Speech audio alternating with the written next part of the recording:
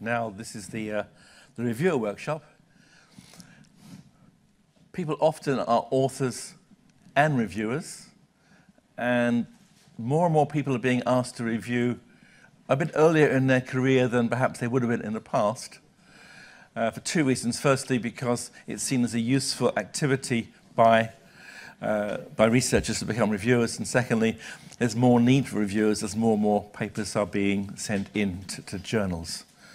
May I ask here, who has so far reviewed or helped review a paper for a journal? A few of you, not many, okay. We'll talk at the very end about how you can get busy with becoming a reviewer if you want. There's also various initiatives I'll try and find time to mention. So, same slide, different title. It's authors see peer review as a hurdle, and as a reviewer, you've got to be nicer than you are normally. And people are not used to this. They've really got to be aware that they've got to be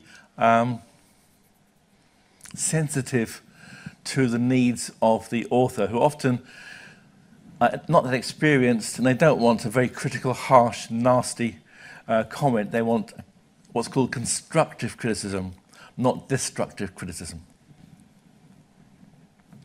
So what do researchers want as authors? Of course, as authors, they want to have the ownership of the paper. They want to have the certification. It's been in a peer-reviewed journal. They want to have it all out there, and they want to have it archived. But, of course, for readers, they also need to have the certification and so on.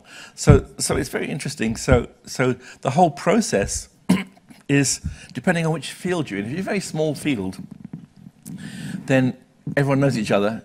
Then the peer review is not quite so important. If it's a very, very broad field, you don't really know most people in the field, you really are relying on peer review to give you that extra validation which you wouldn't get otherwise. Otherwise, you're very concerned that that data might not be actually correct. If a Nobel laureate published something in a blog, would you regard it as being absolutely 100% right or probably right? Because it hasn't been through peer review. That's the power of the peer review process. So we really got to recognize that it's not a perfect situation, peer review, but it's the best we've got currently. You have double-blind peer review, you've got blind peer review, you've got open peer review, and all have got different good things and bad things about them. And so it's just a question of why people are reviewers and what they benefit from that. And I think that it's interesting that often reviewers didn't realize how much they benefit until they start to review. There's all sorts of surveys here. I just briefly look at it. It shows you that people are saying that, is it reasonable that journal editors evaluate and desk reject? And the majority say that they agree. Is it reasonable that there's peer review with no control of scientific communication? It's also different. So it's just different levels. It's changing slightly. And then, what's peer review from journals needs a complete overhaul? Well, not really. It seems to be working, but no one really knows how to improve it. If they did, that would be great, but no one really knows. Peer review is a concept understood within the entire community. Yeah, people, that's about right. And so it's just a question of working out what's right and what's wrong. People do peer review typically for two different reasons. Firstly, their viewpoint is, I'm sending a paper in, 2 reviewers or 3 reviewers are looking at my paper and helping me, I should do the same thing. It's a bit of giving back. But also, it's a way to find information out. If you get an article sent to you, you've learned something about your field, typically 3 months before the rest of the field. So it gives you a sort of a head advantage. You cannot publicize that work, but at the same time you're aware of it as part of your thinking process in the research you're doing, because in 3 months or so that work will be published. You can cite it if you want to, but at least you've seen it early. So that's very useful. It's also useful to find out just what's being done wrong, because there's such badly written articles that by seeing what is how you shouldn't do it, it helps you write better papers. And of course, to be involved with journals and editors, the process often is you're asked to become a reviewer. If you review a lot of papers for a journal, you might be invited onto the editorial board, and some of those people might become editors and so on. It's a process of like a pyramid. But to get onto that pyramid, first you've got to review papers. And of course, for career development, often you can state in your CV that you are a frequent reviewer for journals A, B, C, D, E, and so on. Some publishing houses even give you a little certificate you download saying, no, this confirms I have peer-reviewed so many articles in this year for these journals, for this publishing house. So there's all sorts of things which are useful. Why do people do it? Some people think it will help their paper be accepted in the future, but not that many. But most people feel that they want to help improving the paper, because in effect you are the anonymous, non-named co-author who's helped make the paper better. And of course they feel the idea of actually giving back because they've been doing it themselves. And of course seeing work ahead of everyone else is also a useful thing. So that's the whole reason for reviewing.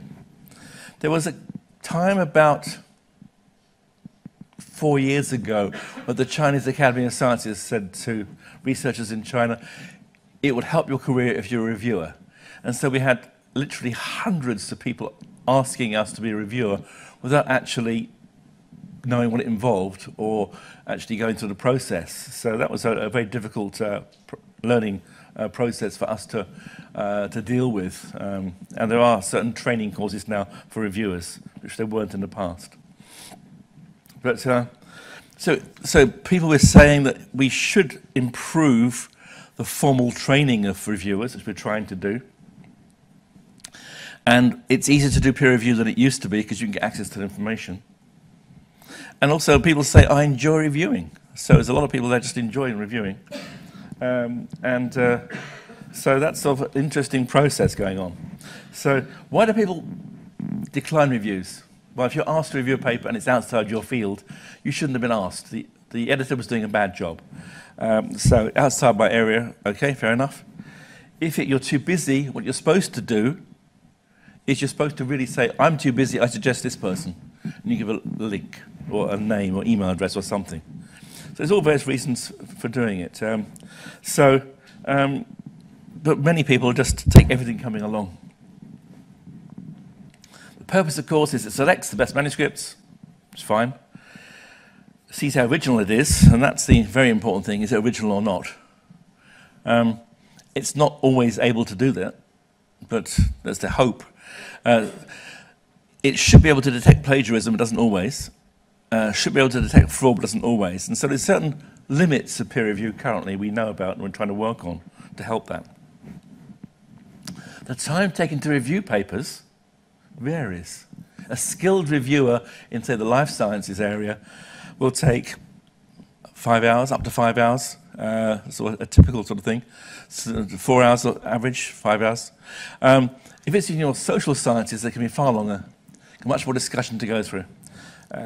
If you're not used to doing this, then it can take a lot longer to get used to these things. And also the time between when you're accepting it and when you're delivering it, typically, say people are taking 1 week, 2 weeks, 3 weeks. You can see this here. Some journals advise 2 weeks, some advise 3 days, some advise under 3 weeks. And sometimes, of course, you've got a lot extra time. Again, social sciences give people often 6 or 8 weeks to publish, so to publish back or send back their comments. For the simple reason, the social sciences papers are longer to analyse, interpret the whole discussion and comment upon. Most people do it on their own. Some people involve a junior member or on their own or under supervision. And so that's sort of the basis. And so think about it. As an author, you had this pre-review. You gave it to your supervisor, colleagues, and so on. And so that's what's happening here. Then it goes to the peer review process with editors and reviewers, and it goes into production and so on, right round. And so that's the normal publication process, a slightly different look to it, but it's still the whole idea that it's just part of that whole peer review process. So the important thing is, yeah, be nice, but not be uncritical. You've got to be critical in a positive way. This is good, this is good, this needs to be worked on, and you need to this are some shortcomings. You're not going to sort of basically just be unpleasant. Also, there's two different things. There's the messages to the author, messages to the editor. You've got to make sure they match as well. The last thing you want to do is say to the author, oh, it's a great paper. And you say to the editor, this is awful, it should be rejected. Because it doesn't, and so the author gets a rejection from the editor, doesn't know why, because the reviewer was not being honest in their messages to both parties. So, peer review process, it's based on trust. You've got the trust between the authors and editors, that the editors will pick the right referees. That's also a great responsibility. And trust between the editors and reviewers, that the reviewers will do a good job. And that is all done just on trust. There's no special structure or anything else there. It's unusual. So the reviewer has to be, as I say, constructive. And what we suggest to people is that if you've got a paper, lots of things wrong with it, pick up to 10 things, no more than 10. Because if you start doing a whole comments to the author almost as long as the manuscript, that's useless, that's not helpful. So just think about the 10 things you could need changing up to 10. The rest, you can just have to let go. And then if both of the referees have up to 10, then it gives the authors a lot of work to do, but at the same time, it's not over some burden on the authors.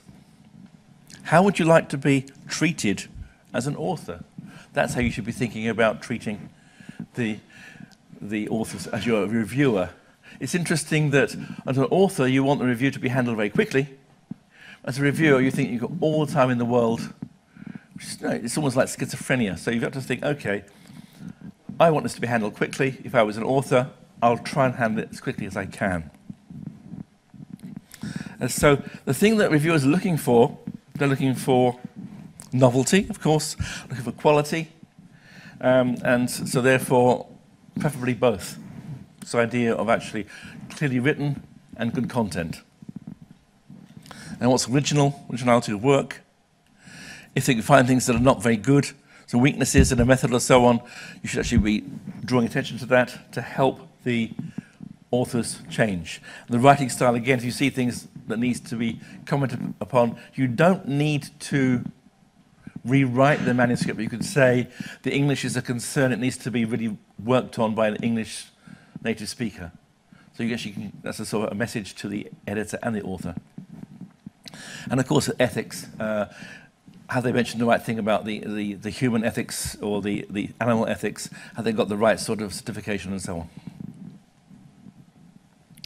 And so the purpose of peer review, of course, is to make sure everything's right. Is it a logic mistake? Does the methodology look a bit weird? Do the results and conclusion match? They should do.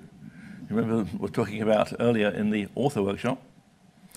Have some references we've missed out?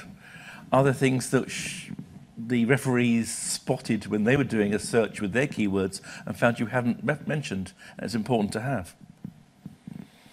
So these are all the various bits and pieces that the referee's thinking about, and the originality and significance of the work also. Now, some journals even ask for a little grid. Now, how significant is it? How original is it? Of course, if it's a journal where it doesn't really matter about originality, say PLOS ONE, just sound science, that's a different sort of report you give. So if you're asked to review a paper, you look at the journal and respond accordingly. If it's PLOS ONE, you'll be looking at sound science. If it's Nature, then it's a very different set of things. Is it really advancing the field so much it qualifies to go into that journal, and everything in between? And that's, so it's not one style of refereeing for every journal. Every refereeing style matches the journal.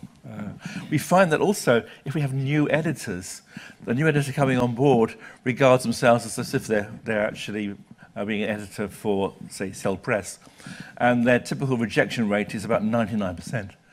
It takes a little bit of while and a bit of coaching to get them down to the 70% rejection rate, as their experienced editors around them are currently doing. And that's just as part of that training process. It's good that they're keen and they don't want to let the bad things through, but sometimes they can be over keen.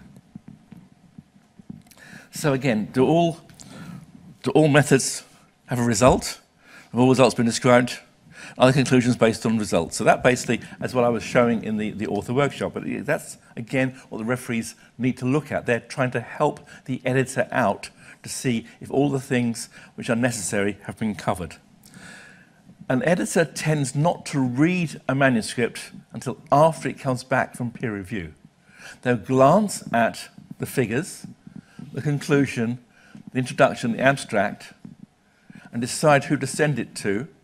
Then when it comes back, they'll read the comments of the referees and the manuscript before sending it out to the author with the comments and the decision and so on. And so that's the point, that they read it in length. So they're relying on the referees to point out things for them to look at specifically. So things like, is it clear, good English? Is the title good? As I said, often referees don't look at this, but they should do. Is the abstract brief but effective? Is it clear enough, an abstract? Are the figures detailed enough? Are the fonts right for the figure, and so on? All these very simple things. Are the legends complete enough?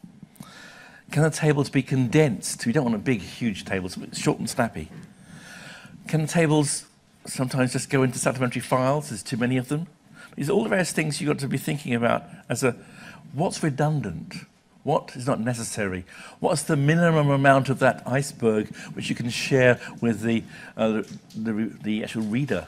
And sometimes the authors don't see it, and you as an independent third party, the referees, have to be looking at that and say, well, actually, that's a bit too much detail being shared here. Are there trade names that I mentioned or not? Sometimes companies, researchers will actually almost use a paper as an advertisement for their product. You don't want that, but at the same time, you've still got to mention what the products are. So again, it's also very important to get that balance right. Now, confidential comments to editors. Again, you've got comments that the reviewers give to the authors and the ones they give to the editors.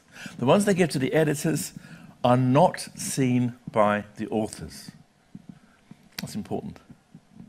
But they still should have the commonality of theme. So if one says one should also say the other. So to the editor, you're commenting on the novelty and significance. You're commenting about whether it should be accepted, revised, or rejected. You do not share that decision information with the author normally. Because if an editor gets two referees and one says accept with minor and one says it's reject, and that information is in the information to the author, that's not helpful because they're so different. The editor has to be the third reviewer or invite a third reviewer to do a quick review.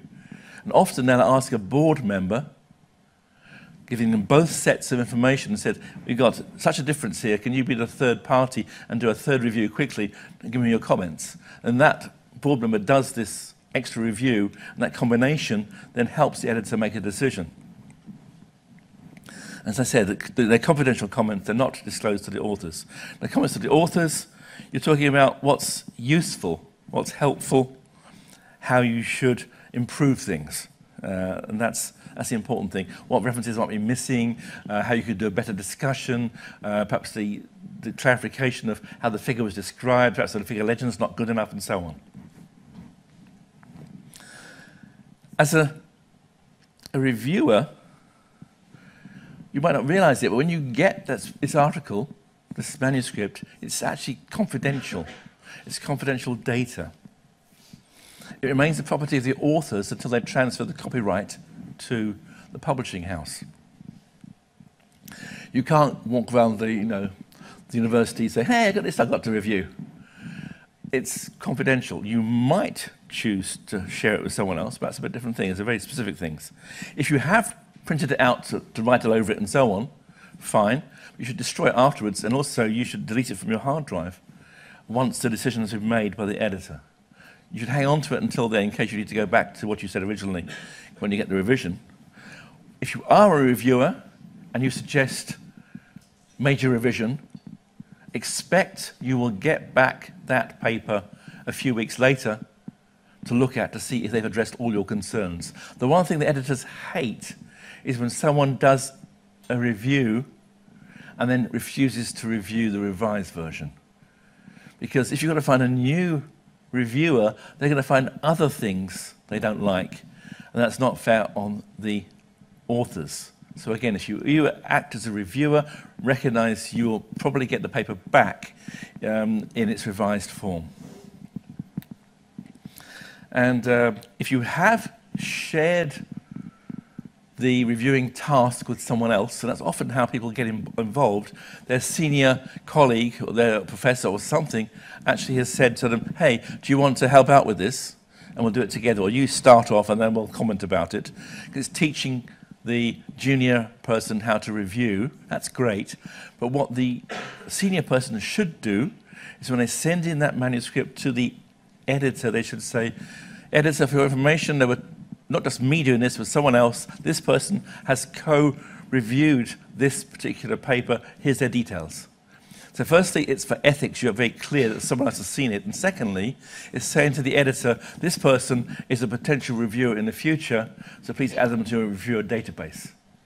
If the editor asks a reviewer, and the reviewer gets one of their junior people to help them out, and just sends it in without no comment, in effect, they've had an easy ride. Someone has done the peer review for them, and then they've actually taken the credit with the journal, which is not the idea. The idea is that if you do have an extra person doing it, then they're added to that list. It's our way to build up the referee database of each journal. A very good way of doing it, because it shows that the information coming in is of value because it's a trusted person who was asked to review it, and then they trust this postdoc or whatever who helped them. If you're asked to review and it's outside your field, you might be honored, but if it's outside your field, just be honest. And sorry, not my field. My field is these keywords. Please change my listing in your database. If they ask you to review and you've got some deadline for finishing your own paper or writing a grant proposal or something, just say, sorry, not this time, I'm very busy. Well, you suggest someone else. And of course, if you've got conflict of interest, just say, sorry, it's a bit too close to home. I can't do it this time. So that's reasonable. You're not allowed to use the data. Sometimes I have people, I hear they say, well, it's a great paper. When's it going to be published?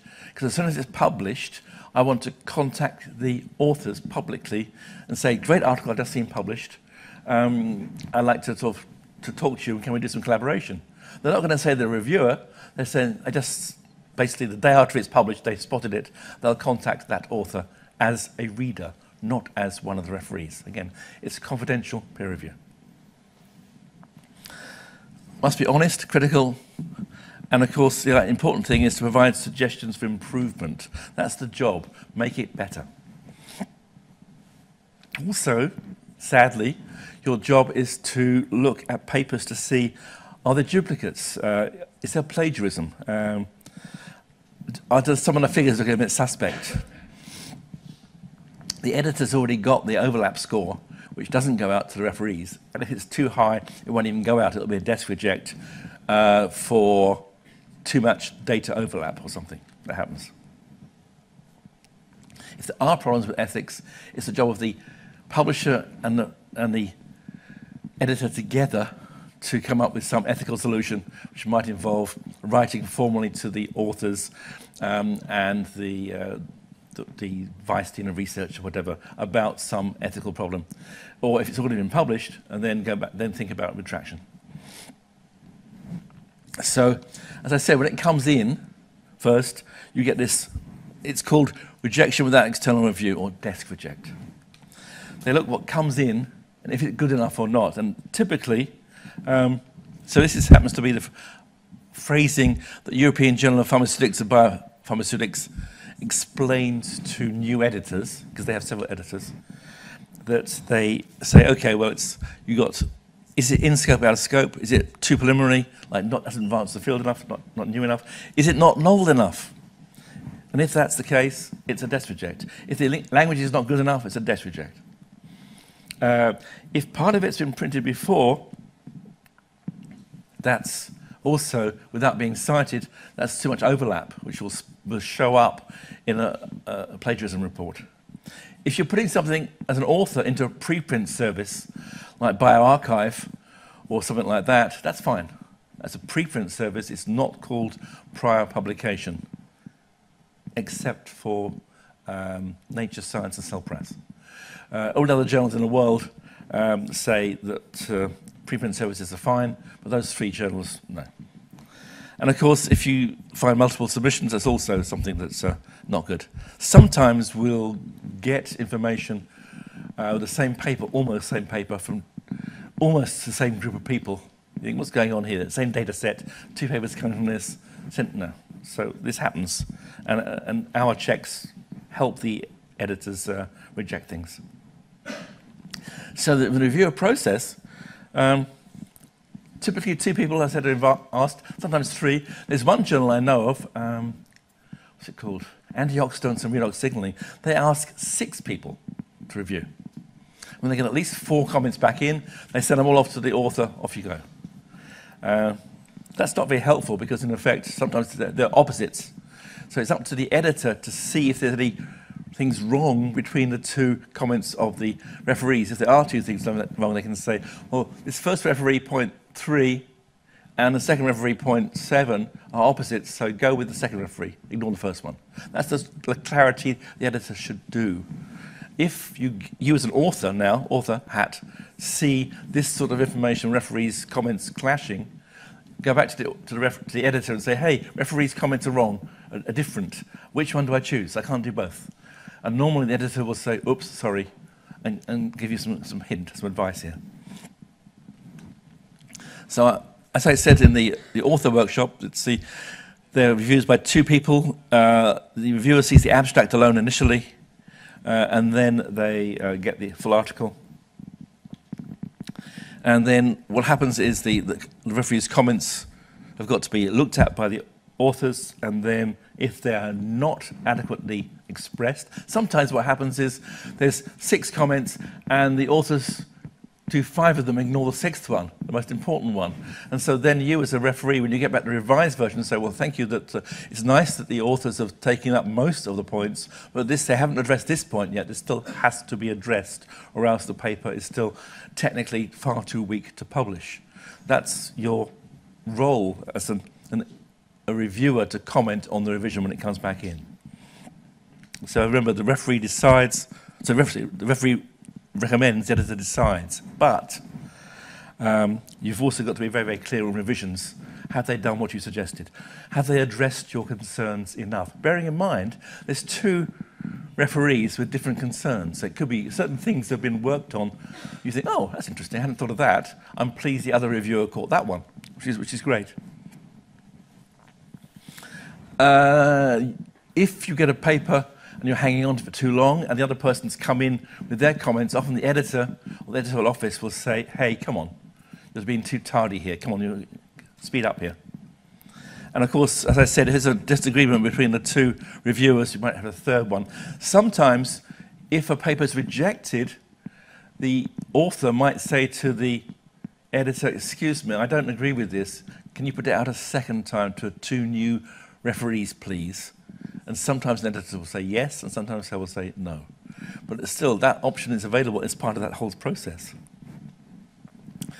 Again, referees are anonymous. There's different sorts of peer review. You have double-blind peer review. That's when the authors don't know the referees don't know the authors. That happens in fields like economics. You've got single-blind peer review, where the authors don't know the peer reviews.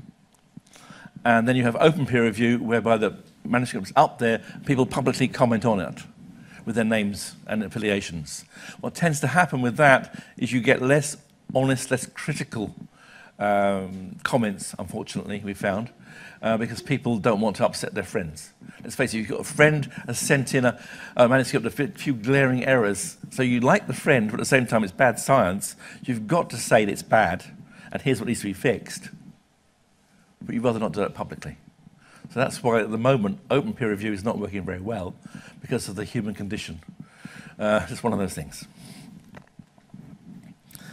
So you must not communicate with the author. Supposing you get an article to review, and then the next day you're at a conference and there's that particular author. Are you going to mention anything to him? Absolutely not. Not at all. They don't know who you are, and that's how it's supposed to be. And then that's afterwards you can do something about it if you want to, but no, just treat people as you want to be treated. So, as a reviewer, what's your general impression? So what you do is a short summary. It's almost to remind the editor what the paper's about. This paper's about this, and it does a job quite well, with a few problems, not to list them. And that's a reasonable start off. You don't immediately start off with bam, bam, bam. You start off with what it's about, and what the good things are, and what the concerning things are, and then you go on to list them. No weird, nasty, sarcastic remarks and so on, because it doesn't help. Often, reviewers do their sarcastic remarks into both the author's bit and the editor's bit. So the editor has to go out and edit the bits in the author's bit before it can be sent out to the author, because this is not the done thing. You think about it. If you're the author, you're receiving this constructive criticism. Is this constructive or not? Is this sarcastic? Is that helpful? No. Also, you've got to think about the abstract. Does it summary it up? Did I miss anything out? Is it too long? Some abstracting services, like PubMed, they stop at a certain word count. So if it's a huge, long abstract, the last, perhaps most important 15 words are chopped off.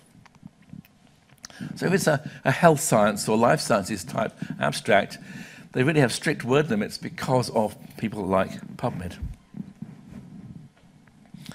And again, the introduction, think about the fish style. Is it effective, clear, well organized? Is it actually input things into perspective? Are any citations inappropriate? And then you go on to the methods. Do you feel confident that the methods work as your skill as a reviewer? If you do, great, mention it.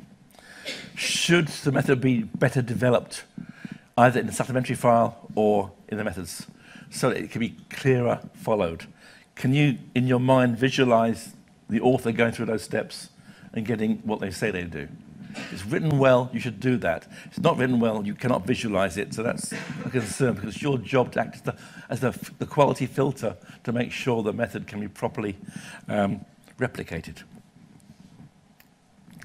If they're not discussing things very well, they've got to really improve their discussions on logic. Are the figures used right, and so on. It's all very, very important things. And the most important thing as a referee, it's not your paper. So you've got to say what needs to change as opposed to what would be nice to change. And that's important because this person has worked a lot on the research in a team. The whole team has written the paper. They've done a whole bunch of stuff. How can you make the paper better for them? Not, oh, it'd be nice to have that in. Nice to have that in doesn't work. Just that's the important thing is there. And what happens to you as a referee if you get the rebuttal? Do you get all twitchy about it and prickly? Or do you actually look at this very carefully, look at the comments and learn from that? Most journals share the referee reports to the author with the other referee. So you also learn from the other referee what they're thinking about, which is also very, very useful because you can learn something about shortcomings in your knowledge base. If you're talking about style and grammar and so on, you can do those separately or using abbreviations and so on. But the important thing is, if you're going to suggest new experiments, it's up to the editor to decide. A new experiment might be very, very costly, very time-consuming. It might be that as far as the editor is concerned, that's the next paper.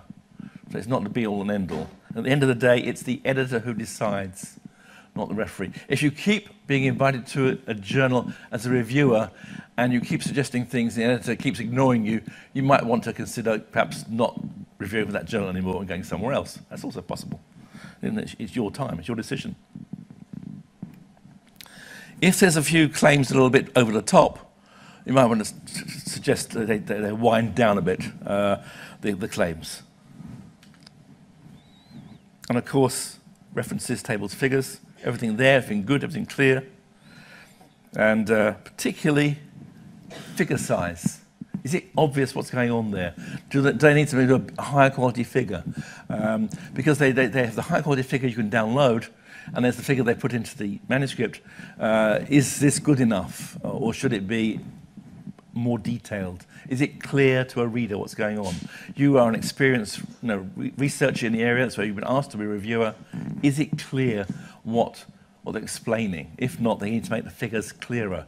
Does the figure legend work with the figure together so it's standalone, so there's no need to write it in the text? Again, think about that, and think about the inexperienced reader reading this, and see if that can be helpful or not.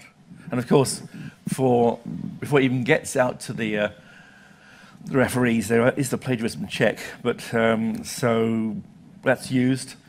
It's not shared with the reviewers normally, and if it really is bad, then it actually is doesn't even go out to referee. Sometimes an editor might say, we know there's an overlap with a couple of earlier articles from the author, and we'll get that fixed in revision. In the meantime, please comment on everything else. So for an editor, what makes a good reviewer? Someone who is thorough, comprehensive, gives a report on time, gives good comments, which actually are helpful comments. It's constructive criticism, it's objective. And that's the important thing.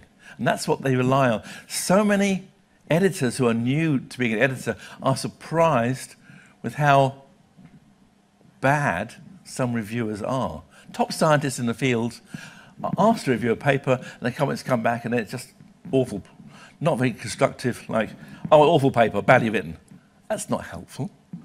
Or, shouldn't have done this at all, total reject. And this is not, so again, so what has to happen is that editors over time develop a list of who not to approach. People who might be top scientists, but can't do a good job of reviewing properly. So there's always this top list of people who reviewed for journals. And what tends to happen, though, if you like doing it, you're good at it, you might be asked more and more, which is it's good in some ways. That's something again.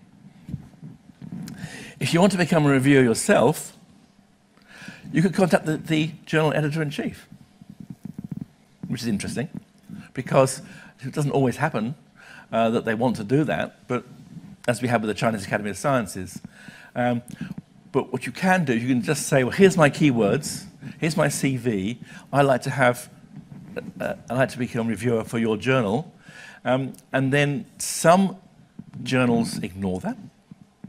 Some journals take that, and then they will use you as a third reviewer.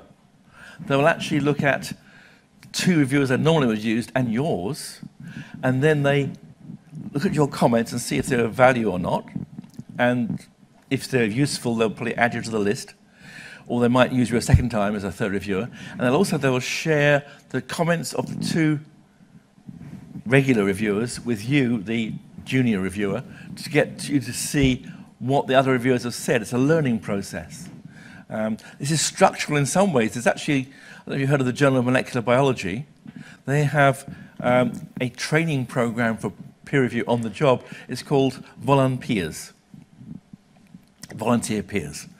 And what they have, people list all their keywords in a database, and then when articles come in, the editor looks at, suggests the right people, then looks at the list of keywords, and to those particular people linked to that, sends an email to those people, hey, volunteers, which of you wants to have this?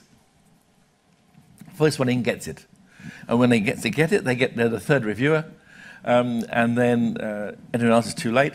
And often that third person sends in their review far faster than the two other people asked, the original people. And then what happens is the editor discusses the comments of the two referees with the third new trainee referee as part of that training process. Eventually, they get taken off the volunteer process and put into the regular list of referees. That's a nice process, so I'm about to do that in one of my journals later on this year. So that's quite neat. The other way it's far easier is you get a colleague who's reviewing a paper, say, hey colleague, you're reviewing a paper, can I do it with you? And then we'll tell the journal editor afterwards. Or you might, if you want, if the person's a bit concerned, you can say to that person, hey, senior colleague, I'd like to help you out.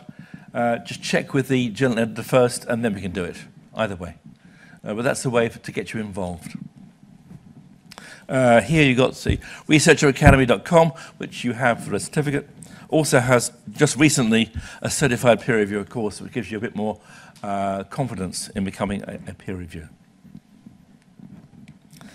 So that's the whole range of stuff, as I said earlier, and then that's that. So far less information here. Why? Because so much information is so field specific, it wouldn't be appropriate. So sometimes we do specific peer review linked to a particular journal offered at a conference where people write in first to be a member of this particular workshop, and then beforehand they get homework. They get a couple of papers to look at and to think about, and then they meet up and then they discuss this. So it has to be the same topic area. You're all different topic areas, so you couldn't do it. And then they discuss this, and then the person leading the workshop explains what the original referees found and what then shares the revision and then the final result. So that's a very interesting process. So actually, we actually have to have authors willing to have their draft manuscripts shared with total strangers who are training to be referees. So that's the subject-specific referee workshops, which typically take 3 hours, whereas just an overview to give you an idea of what it's all about is here. So I'm happy that I've managed to get through this this morning because my throat is a bit sore. So if you have any questions about this workshop or the workshop before, happy to answer them. The slide set as a PDF set will go up on the link you had end of tomorrow. And then any questions you've got, happy to answer them. Any questions you'll have. What I would like to do, which is slightly different, is I like, just in the last 2 or 3 minutes, I like an editor, aka Jose, to come up here. No, I know you're coming up here because you're in the camera. What do you see helpful about referees, and what do you find you want to share with people who want to be a referee? Sorry, I'll put you on a spot here. Yeah. For me, I mean, as an editor, the most important thing when a referee sends a report is that it's fair. I mean, as Anthony has told all of you, I mean, you must expect constructive criticism from the reviewer. A reasoned report about what he or she thinks that is interesting, it can be improved or it can be deleted because it's not worthy for the evolving of the paper. That's for me the most important thing that I find in a reviewer. But about all is that he must be so fair. I mean, you can see from what he writes if he has any particular interest. I mean, saying that this guy is an enemy of mine, but I cannot say that to the editor. So if you can see that animosity against the author from the reading of the report. That's why I'm saying that being fair is the most important thing. Many times I find also things that, as Anthony has told you, that you find a report saying that this is crap, this is useless, but the reviewer says nothing else. So in this case, the thing that you have to do is trying to find another reviewer, because that report is completely useless, as the reviewer said. You cannot send an author something like, this is crap, this is useless. You cannot get anything from that, because the author will be hurt by those comments.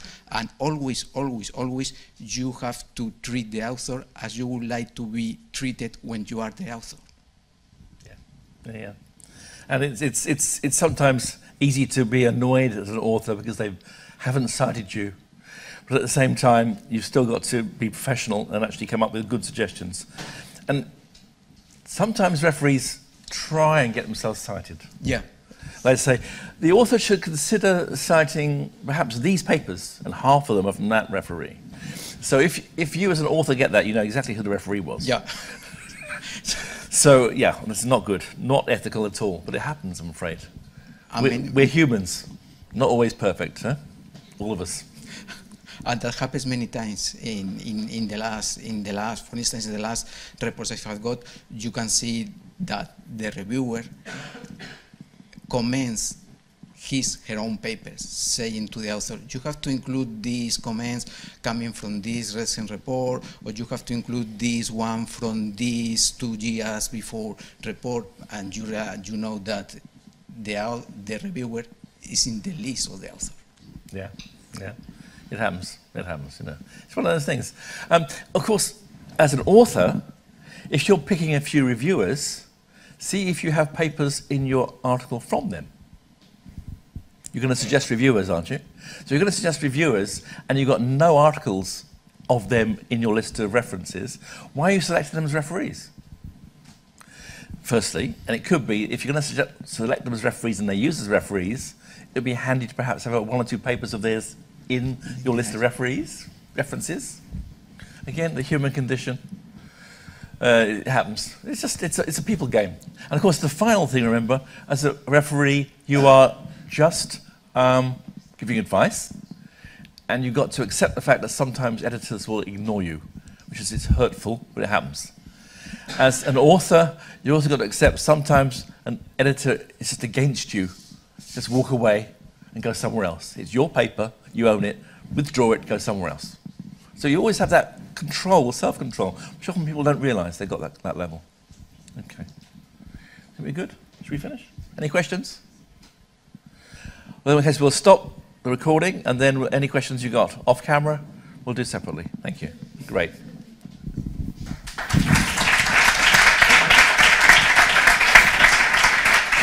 Okay.